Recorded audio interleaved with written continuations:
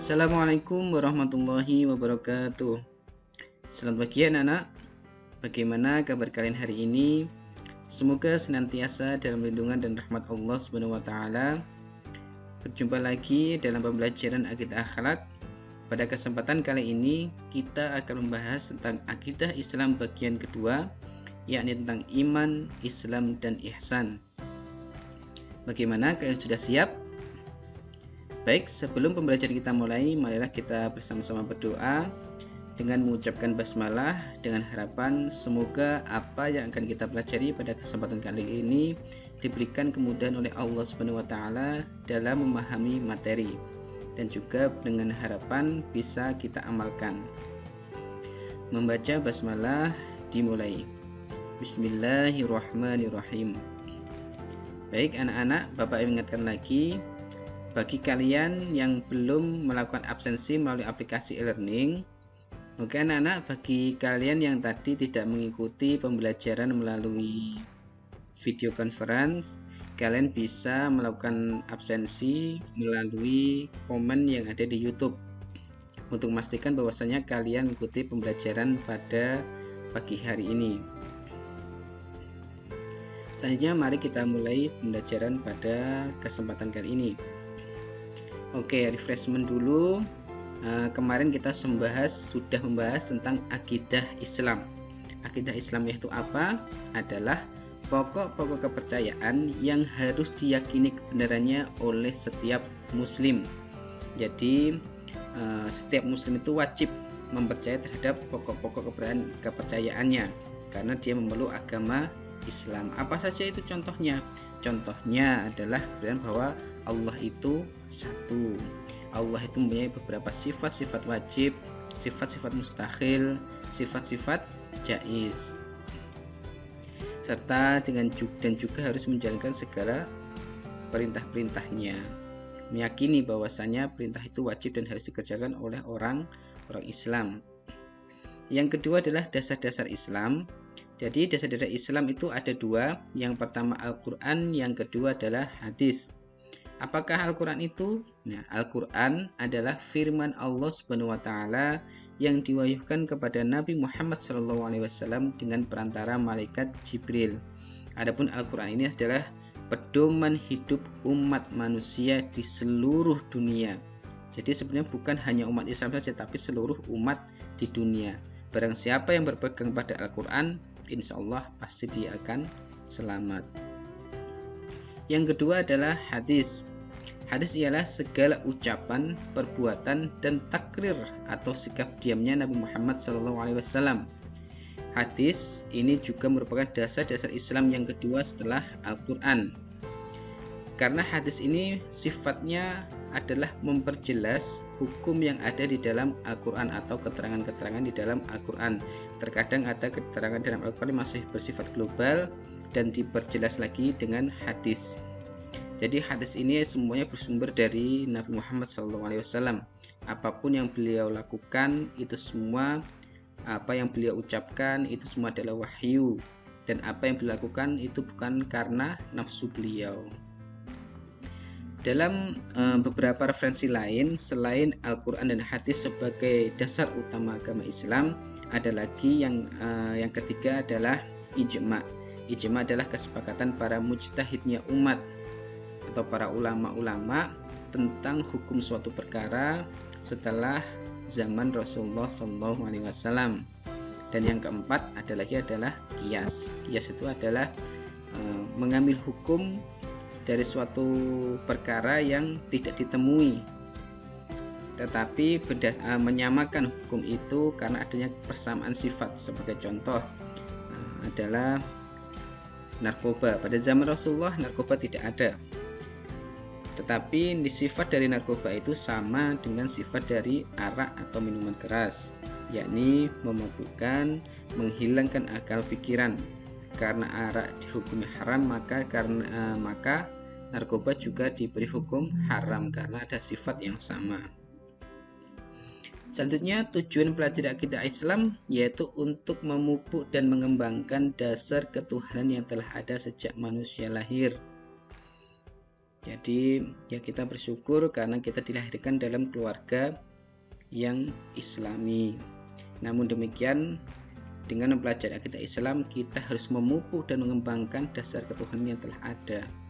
Kita percaya bahwa Allah itu pasti ada, dan itu harus dipupuk dan dikembangkan terus. Yang kedua, untuk menghindarkan diri dari kemusyrikan, akidah Islamiyah mengajarkan tentang ketauhidan, bahwa Allah Tuhan itu satu. Jadi dengan belajar akidah Islam, maka akan menghindarkan kita dari sifat kemusyrikan.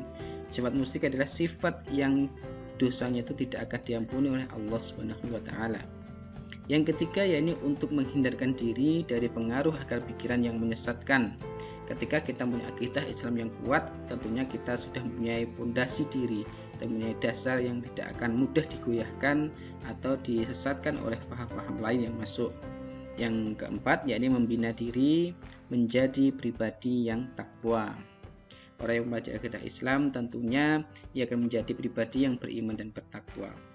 Oke, itu ada refreshment dari pertemuan minggu kemarin, agar lebih menguatkan kita materi yang telah lalu, karena materi kemarin dengan materi yang hari ini itu bersambung, satu kesatuan, yaitu tentang akidah Islam. Nah, setelah kita belajar tentang pengertian akidah Islamiyah, lalu dasar-dasar akidah Islam serta tujuan mempelajari akidah Islam, kita akan masuk ke materi selanjutnya, yakni tentang, oh iya Bapak lupa, ini ada review tugas pertama kemarin, yakni tugas via Google Form tanggal 27 Juli 2021. Nah, ini adalah rekapan yang Bapak ambil pada tanggal 2 Agustus pukul 21 atau 9 malam. Dari data ini kalian bisa melihat ya, yang paling terendah itu adalah dari kelas 73, 74, dan 75, masih 25 siswa yang mengerjakan, dan yang tertinggi adalah dari kelas 76. Ya, kita kasih A+ dulu buat kelas 76 yang kompak dalam mengerjakan atau tawaduk atau taat dengan perintah guru. Perintah guru segera dilaksanakan, ada tugas segera dikerjakan. Kalian tepuk tangan dulu. Ya. Oke. Untuk selanjutnya, Bapak ingatkan ya, bahwasanya Bapak sarankan untuk tugas-tugas yang diberikan Bapak Ibu guru sebaiknya dikerjakan pada hari itu juga. Kecuali kalau sakit bisa izin ke guru yang bersangkutan, karena apa, pengalaman dari tahun kemarin bahwasanya jika tugas-tugas itu tidak segera kalian kumpulkan, kalian kerjakan, akhirnya tugas itu akan menumpuk, dan ketika sudah menumpuk banyak itu akan membuat kalian menjadi malas dan berat untuk mengerjakannya. Oke, kita lanjut ke materi yang selanjutnya, yakni tentang iman, Islam, dan ihsan. Yang pertama tentang iman. Tahukah kalian apakah iman itu? Iman secara bahasa adalah keyakinan.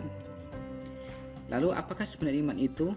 Nah, Rasulullah SAW menjelaskan, al-aimanu huwa tasdiqun bil qalbi wa iqrarun bil lisani wa amalun bil arkani.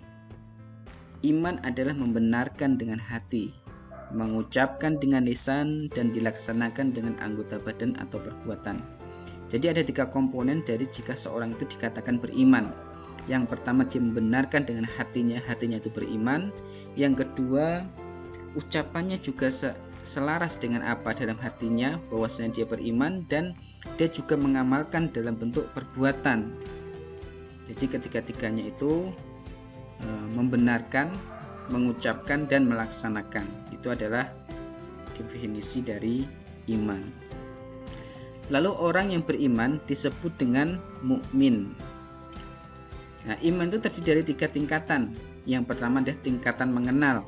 Artinya seseorang baru mengenal sesuatu yang diimani. Sebagai contoh adalah orang yang baru mengenal tentang Islam. Dia baru tahu saja. Itu adalah, dan dia tahu dan dia beriman. Itu adalah tingkatan mengenal. Yang kedua adalah tingkatan kesadaran. Artinya iman seorang sudah lebih tinggi karena sesuatu yang diimani disadari oleh alasan tertentu. Jadi dia tidak hanya mengetahui saja, meyakini saja suatu hal itu, tapi dia punya alasan kenapa dia meyakini apa yang diimaninya itu. Nah, ini tingkatan yang lebih tinggi daripada tingkatan yang pertama tentang mengenal. Yang ketiga adalah tingkatan haqqul yakin, artinya iman yang tertinggi. Seseorang mengimani sesuatu tidak hanya mengetahui dengan alasan tertentu, tapi diikuti dengan ketaatan dan berserah diri kepada Allah Subhanahu wa taala. Jadi sangat jelas tingkatan tinggi hakul yakin ini mencangkup dua aspek sebelumnya. Selain mengenal, dia juga punya alasan yang kuat kenapa mengimani sesuatu itu. Yang ketiga, dia juga melakukannya, melaksanakan apa yang menjadi ketentuan, apa yang menjadi perintah-perintah dari apa yang dia imani, serta bertawakal kepada Allah Subhanahu wa taala. Yang selanjutnya adalah Islam. Islam secara bahasa artinya adalah tunduk, patuh, menyerah diri, dan selamat. Jadi ada beberapa definisi secara bahasa tentang Islam. Lalu menurut istilah, Islam ialah agama yang mengajarkan agar manusia tunduk, patuh, dan berserah diri sepenuhnya kepada Allah Subhanahu wa taala. Sebagaimana difirmani Allah dalam surat Al-Imran ayat 19, Bismillahirrahmanirrahim. Innad dina 'indallahil Islam. Sesungguhnya agama yang benar di sisi Allah adalah agama Islam. Dari itu kita harus bersyukur karena kita diberikan rahmat dan hidayah oleh Allah untuk bisa mengenal Islam, dilahirkan dalam keluarga Islam, tetapi kita juga harus mengembangkan diri dan benar-benar taat terhadap dan tunduk terhadap apa yang ada, apa yang diperintahkan, dan apa yang dilarang dalam agama Islam. Selanjutnya Rasulullah SAW bersabda, beliau menjelaskan tentang apa Islam itu. Dalam hadis disebutkan, akhbirni an islami, faqala Rasulullah sallallahu alaihi wasallam, al-islamu an tashhada an la ilaha illallah wa anna muhammadar rasulullah sallallahu alaihi wasallam wa tuqima as-salata wa tu'tiya az-zakah wa tasuma wa ramadhana wa tahujjal baita in tasta'ta ilaihi sabila. Jadi dari apa yang Rasulullah SAW sampaikan, bahwasanya Islam itu terdiri dari 3 pondasi atau yang dikenal dengan rukun Islam. Yang pertama adalah syahadat atau syahadatain, membaca 2 kalimat syahadat. Dikatakan Islam ketika ia sudah membaca 2 kalimat syahadat, yakni bersaksi bahwa tidak ada Tuhan selain Allah dan Nabi Muhammad adalah utusan Allah. Yang kedua adalah batuqimas shalah, yakni mendirikan sholat. Sholat yang di sini adalah sholat fardu. Tapi sebagai muslim yang beriman, tentunya kita tidak hanya mendirikan sholat fardu saja. Sholat fardu adalah yang utama dan harus benar-benar kita jaga. Ya, karena fardunya, wajibnya itu dalam kondisi apapun kita wajib melaksanakan sholat. Kalau kita sakit tidak bisa berdiri, bisa dengan duduk. Tidak bisa duduk, bisa dengan berbaring. Berbaring tidak bisa, yaitu dengan cara isyarat. Kalau tidak bisa bagaimana Pak? Nah, yang terakhir itu baru disolati. Ya, itulah karena wajibnya melaksanakan sholat fardu. Selain sholat fardu juga ada sholat sunnah, baik sholat duha, sholat tahajud, sholat witir, sholat tarwih, dan lain-lain. Selanjutnya yang ketiga adalah wa tu'tiyaz zakah, yakni menunaikan zakat. Nah, zakat di sini zakat yang wajib adalah zakat fitrah dan zakat mal. Jadi orang yang berislam itu harus menunaikan zakat. Yang keempat adalah wa tasuma ramadhana, yakni melaksanakan puasa wajib Ramadan. Jadi orang Islam itu yang beriman itu wajib melaksanakan puasa Ramadan, dan juga bisa ditambah dengan amalan sunnah lainnya seperti puasa Senin Kemis, puasa seperti yang baru kita laksanakan ketika menjelang Idul Adha, yaitu Tarwiyah dan Arafah. dan masih banyak lagi puasa lainnya. Dan yang terakhir adalah wa tahujjal baita in tasta'ta ilaihi sabila, yakni melaksanakan ibadah haji ke Baitullah Mekah Al-Mukarramah selalu, tapi ini bagi yang mampu ya. Dalam artian mampu di sini adalah mampu secara finansial, mampu secara fisik, atau mampu secara kesehatan. Serta dia juga memahami tentang rukun-rukun dan wajib dari haji itu. Jadi ini adalah pengertian dari Islam.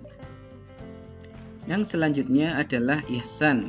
Nah, ihsan di sini bukan ihsan temannya Upin Ipin ya, yang apa itu, yang gendut itu. Nah, tapi ihsan di sini adalah menurut secara bahasa berbuat baik, berbakti, atau mengabdikan diri. Lalu, apakah pengertian ihsan menurut istilah? Yakni berbakti dan mengabdikan diri kepada Allah Subhanahu wa taala dengan dilandasi kesadaran dan keikhlasan. Rasulullah SAW menjelaskan pengertian tentang ihsan ini, yakni qala fa akhbirni 'anil ihsani qala an ta'budallah ka'annaka tarahu fa illam takun tarahu fa innahu yaraka. Beliau bersabda bahwasanya ihsan adalah kamu menyembah Allah seakan-akan kamu melihatnya. Maka jika kamu tidak melihatnya, maka sungguhnya Dia melihatmu. Jadi orang yang punya sifat ihsan atau orang muhsin ya. Jadi orang yang punya sifat ihsan ini namanya adalah muhsin. Orang yang muhsin itu adalah orang yang dalam menjalankan ibadah kepada Allah Subhanahu wa taala dia menyadari bahwasanya Allah itu senantiasa bersama dia. Dia menyadari bahwasanya Allah melihat setiap apa yang ia kerjakan. Sehingga dia melaksanakan ibadah dengan khusyuk dan tawadhu, dengan keikhlasan, tidak mengharapkan apapun kecuali hanya ridho Allah Subhanahu wa taala. Itulah orang yang muhsin atau orang yang ihsan. Nah, ihsan ada 4 macam, yakni yang pertama ihsan kepada Allah Subhanahu wa taala. Yakni kita harus tunduk mengabdikan diri kepada Allah Subhanahu wa taala dengan sebenar-benarnya ikhlas dan khusyuk, tidak mengharap apapun kecuali adalah ridha Allah Subhanahu wa taala. Yang kedua adalah ihsan terhadap diri sendiri. Maksudnya bagaimana? Maksudnya ini adalah berbuat baik terhadap diri sendiri.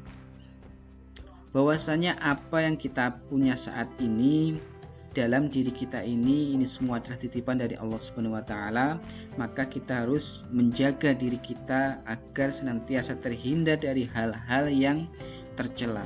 Itu adalah ihsan terhadap diri sendiri. Yang ketiga adalah ihsan terhadap sesama manusia. Jadi kita pada hakikatnya adalah makhluk sosial yang tidak bisa hidup dengan orang lain, dan dalam Islam pun juga mengajarkan tata cara bermuamalah, yakni berhubungan dengan manusia yang lain. Jadi kita pada hakikatnya adalah saudara yang mana kita harus saling menjaga antara satu dengan yang lainnya. Itulah kenapa ihsan terhadap sesama manusia itu juga sangat penting. Yang keempat adalah ihsan terhadap makhluk lain, alam atau lingkungan. Sebagai contoh adalah kita harus berbuat baik juga terhadap hayawan atau hewan.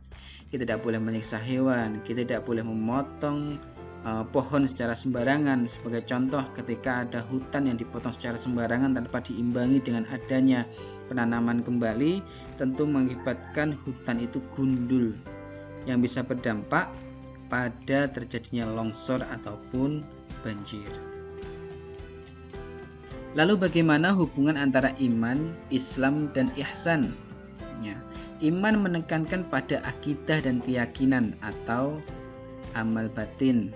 Ilmu yang membahasnya adalah ilmu tauhid, yakni hal-hal yang diyakini oleh seorang yang mukallaf. Orang mukallaf itu apa? Orang mukallaf itu adalah orang yang sudah baligh dan berakal sehat. Pak, kalau sudah tua tapi orangnya gila bagaimana? Apakah bisa disebut orang mukallaf? Tidak bisa.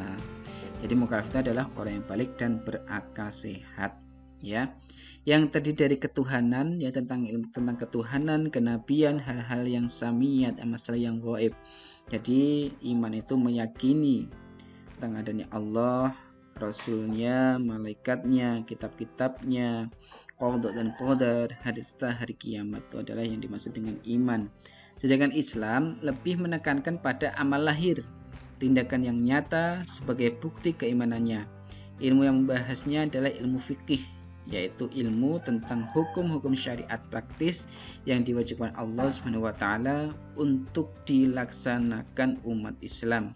Jadi ilmu fikih ini mengajarkan tentang hukum-hukum syariat, tata cara bagaimana kita beribadah kepada Allah Subhanahu wa taala. Jadi tidak asal-asalan.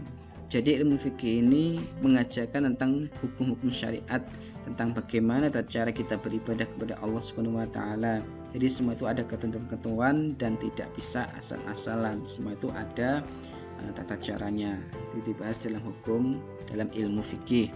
Yang ketiga adalah ihsan, perwujudan dari iman dan Islam seseorang sekaligus sebagai cermin kadar iman dan Islam seseorang.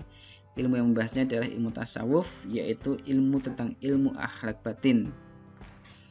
Jadi orang yang muhsin, yaitu dalam artian muhsin itu adalah orang yang mempunyai sifat ihsan, akan selalu merasa diawasi oleh Allah Subhanahu wa taala. Jadi muaranya dari iman dan Islam itu adalah ihsan.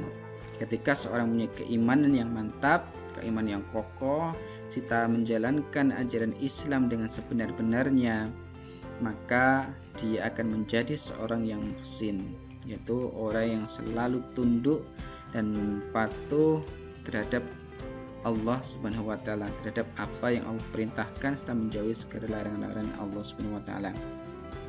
Iman sebagai bentuk keyakinan, Islam sebagai bentuk ibadah, dan Islam sebagai bentuk perbuatan baik kepada Allah maupun kepada sesama manusia dan makhluk lainnya. Nah, mungkin itu anak-anak untuk pembelajaran pada kesempatan kali ini. Apabila ada pertanyaan, bisa kalian tanyakan melalui komen yang ada di YouTube. Kalian akan tanyakan bisa di situ, atau bisa melalui grup yang ada di WA, bisa kalian tanyakan. Untuk hari ini kita tidak ada tugas, namun perlu diketahui untuk minggu depan kalian akan melaksanakan ulangan harian yang pertama, yakni tentang akidah Islam. Materinya apa? Materinya adalah materi minggu kemarin sampai materi hari ini, yang tentang akidah Islamiyah, lalu dasar-dasar Islam. Selanjutnya tujuan dari mempelajari akidah Islamiyah yang selanjutnya adalah tentang iman, Islam, dan ihsan serta hubungan dari ketiganya. Mungkin sekian dari Bapak, ada kurang lebihnya mohon maaf. Akhirul kalam, wassalamualaikum warahmatullahi wabarakatuh.